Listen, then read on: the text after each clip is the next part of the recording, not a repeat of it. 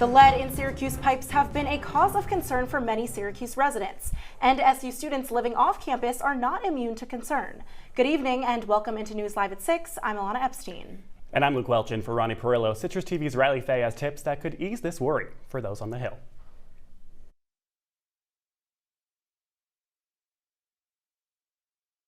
Many of the students who live in off-campus houses have lead in their pipes. We're not the only house that's kind of dealing with it. We know that, other houses on our block is dealing with it, and pretty much the whole neighborhood. So I got a letter from the Syracuse Water Department, me and all my roommates did, just kind of stating that we do have lead in our pipes. This year is both of their first times renting a house off campus. Especially landlords, I feel like they don't do anything about it because they know it's just like, college housing, and a lot of kids don't have the resources to do anything about it.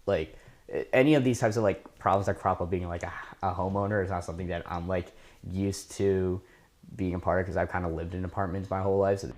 Now, both students mentioned using water filters, but the city officials also recommend letting your water run after it has been sitting for a long time, like when you wake up in the morning. Replace your aerators, so that's the little portion of your faucet that can sometimes collect some lead particles in it, so it's important to replace those frequently. Students said that they are concerned about the issue. They don't know what to do about the problem, so it's not at the forefront of their minds. So, there's not much that we can do about it, which is kind of I guess it has its perks and not so much perks, because it's we can't really do anything, so I guess that's good, but it's also well, what are we supposed to do? I think knowing that we have the right filter, Brita filter, that makes me feel better about it.